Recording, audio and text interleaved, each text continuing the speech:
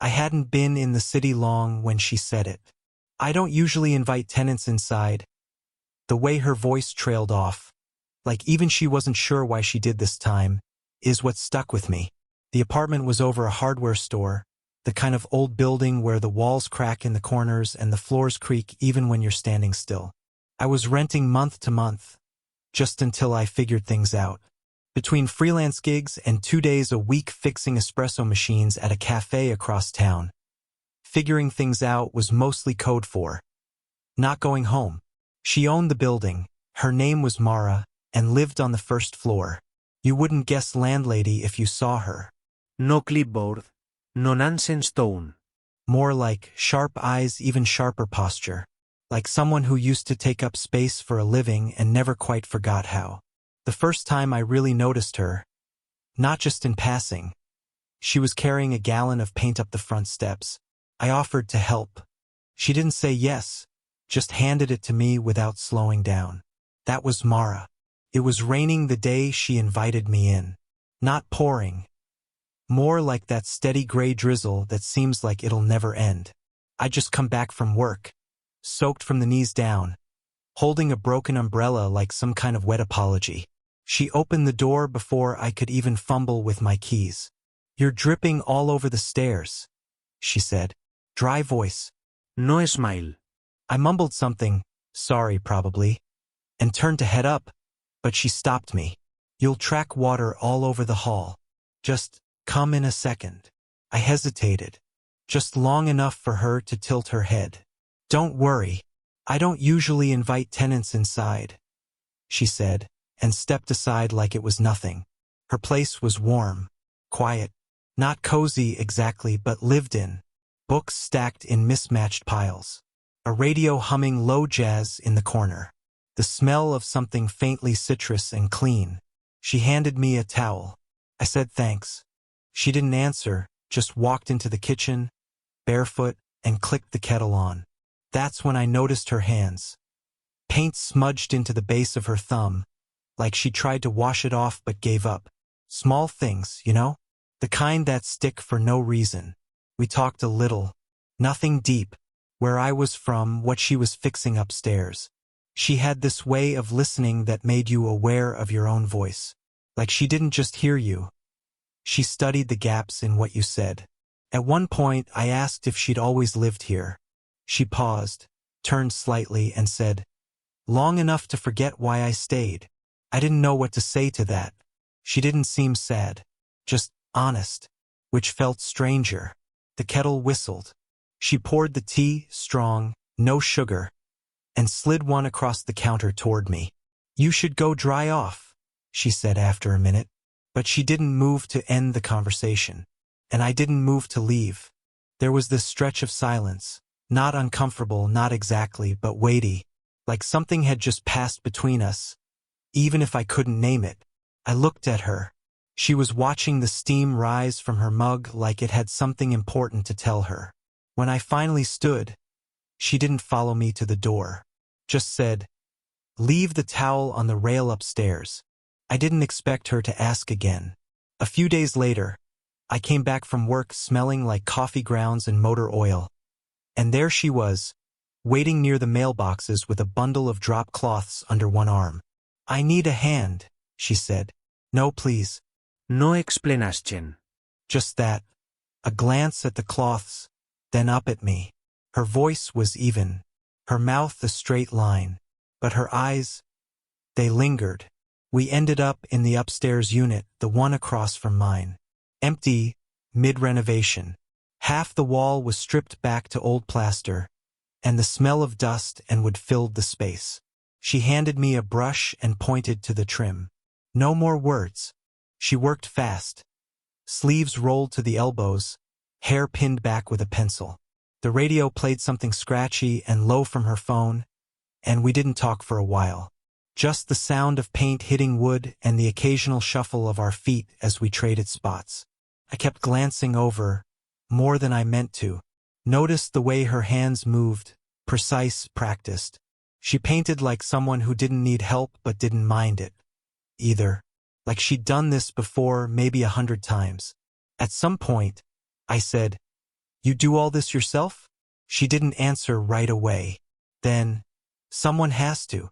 Her tone was flat, but her knuckles whitened around the brush handle. Just for a second. Then she shifted, refilled her tray and said, I had a contractor once. Left halfway through the job. That was all. We kept working. It got quiet again. Late afternoon light poured through the bare windows, golden and sharp, catching in the dust. She sat back on her heels and rubbed her forehead with the back of her wrist. And I saw it, the tiredness. Not just in her body, but behind her eyes. The kind that doesn't come from just paint fumes or stares. The kind that sets in deeper. She caught me looking, straightened. You keep staring like you're about to ask something. I wasn't. I was. She let out a laugh, short, breathy, almost surprised. It softened something in the room. When we finished, she stood by the window, arms crossed, watching the sun slide behind the rooftops. I used to hate this time of day, she said, then added quieter. Feels like something's ending, even if it isn't. That silence after, it wasn't meant for me, but I was standing in it anyway. I nodded, unsure what else to do. Wiped my hands on a rag, then offered it to her like a peace treaty. Our fingers brushed. She didn't pull away immediately. It started with a fuse blowing. Storm rolled in just after 9. Thunder low and constant like something pacing. I was mid-shower when the lights flickered out and the heater cut. No power upstairs. I knocked on her door. Barefoot, damp towel around my neck, shirt stuck to my back. She opened it quicker than I expected. No makeup. Reading glasses hanging off her shirt collar. That surprised me, the softness of it. She always looked composed, like a woman who didn't believe in catching people off guard unless she meant to. Breakers downstairs, I said. Yours working. She looked over her shoulder, then nodded. Come in. It'll be a minute before I find the flashlight. The living room was dim, lit only by the gray-blue flash from the storm outside. She moved through it like she knew every inch, while I hovered by the door, dripping quietly on the mat. She returned with 2 candles already lit. Sit if you want, she said, placing one on the coffee table. Unless you have somewhere to be. I didn't. He said. It wasn't silence, exactly. The storm hummed outside. A grandfather clock ticked in the corner. I noticed a stack of letters on her bookshelf, tied with a green ribbon, unopened. She noticed me noticing, didn't explain. Instead, she sat down beside me, not close, but not far either. I felt her presence like heat, like gravity. Does the rain bother you? I asked. She shook her head. No. It used to calm me. Now it just makes the house feel bigger than it is. I nodded. Didn't say I knew what she meant. She glanced at me then, the way you do when you're thinking about opening a door you've kept closed for years. I used to live here with someone. A beat passed. I waited, but she didn't elaborate. Her hand brushed her knee, fingers fidgeting. A nervous tick. Maybe. The first one I'd seen on her. The candle flickered. The air between us thickened. I leaned forward slightly, elbows on knees. Not trying anything. Just there. But the way she looked at me, not through me at me, made it feel like I'd crossed something anyway. Her voice was quieter when she said, "This is a bad idea." I didn't ask what this meant. Didn't need to. Outside, thunder cracked again. Her phone lit up face down on the table. A name I didn't recognize, just a first initial and a last name. She didn't move to answer it. She didn't look away from me either. I swallowed whatever it was that had just risen in my throat. Question, maybe. A confession. Something I wasn't ready to say out loud, and she wasn't ready to hear. My hand was halfway to hers when she said, "You should go now." And I did. But only my body left that room. I didn't see her for 2 days after the storm. Not in the hall, not outside. Her lights stayed off until late, and the blinds in her kitchen didn't open once. I told myself she was busy, that maybe the renovations had picked back up, But I knew that wasn't it. She was hiding. And maybe I was too. It was Friday evening when I finally knocked. I didn't have a reason this time, no broken heater, no flickering lights. Just the weight of everything unspoken sitting too heavy in my chest. She opened the door in her paint-stained sweatshirt, sleeves too long, one hand still holding a sanding block. "You look exhausted," I said before I could stop myself. She didn't answer right away, just turned and walked back inside. Left the door open. I followed. The room smelled like sawdust and lemon balm. Some instrumental music played softly from an old speaker, low and ghost-like. She sat at the edge of a covered couch, elbows on her knees, sanding block on the floor like she forgot she'd been holding it. "You shouldn't keep coming here," she said, not looking at me. I stayed standing. "I know." Silence, like gravity settled on every corner of the room. Then she looked up, right at me, and said, "What are we doing?" Not harsh, not accusing, just tired. Like she wanted me to answer a question she hadn't let herself ask until that moment. I opened my mouth, closed it. "I don't know," I said finally, "but it doesn't feel wrong." Her laugh was small and uneven. "That's the problem." I sat across from her, low to the ground, legs bent, hands in my lap. "I keep trying to be normal about this," I said. "But then you say something, or you look at me, and I feel like..." I stopped. She looked at me, waiting. Like we're pretending this is casual when we both know it isn't. She stared at her hands. Nails short, dust in the creases. She rubbed her palms against her jeans, slowly, like trying to clean something that wouldn't come off. "You think I don't feel it?" she whispered. The room was so quiet. I could hear the faint buzz of a light bulb in the hallway. She looked up again. "I've spent years building walls so no one could see me falling apart on the inside. Then you moved in upstairs with your broken umbrella and those eyes that look at people like they mean something." I didn't breathe. She shook her head. "And now I don't know how to unfeel it." The moment stretched long and thin, like we were suspended above something neither of us had words for. Her shoulders were drawn in, and her jaw trembled once before she clenched it. I wanted to reach for her. I didn't.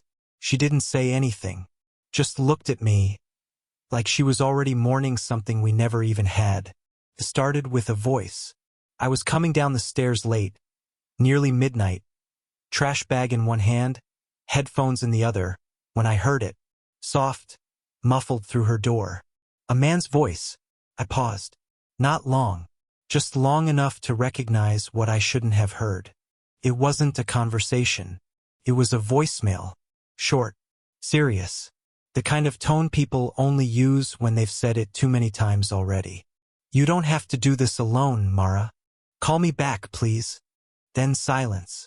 Then the click of a message ending. Her door opened before I could move away. She didn't jump, didn't act surprised to see me there, holding my breath halfway down the stairs like some idiot with a bag of old cereal boxes. She just looked at me, and for once, she looked tired without trying to hide it. "Couldn't sleep?" she asked. I nodded. "You either." A pause. Then, "I didn't mean to play that so loud." I shook my head. "It's fine." But it wasn't. Not because I'd heard it, but because she knew I had. She didn't invite me in this time. She just stepped aside, like we both knew the rules were gone anyway. Inside, there were papers spread out across the kitchen table. A photo tucked under one of them, the corner just poking out. I didn't mean to look, but I did. It was a younger version of her, maybe 10 years ago.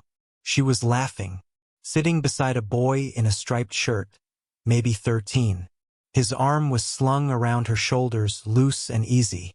I said nothing. She noticed. "That's Eli," she said quietly. "My son." She didn't wait for me to ask. Just kept talking like once the door opened, it all had to come out. "He died 6 years ago." Car accident. His dad and I split soon after. We tried to hold each other together, but we were both made of pieces by then.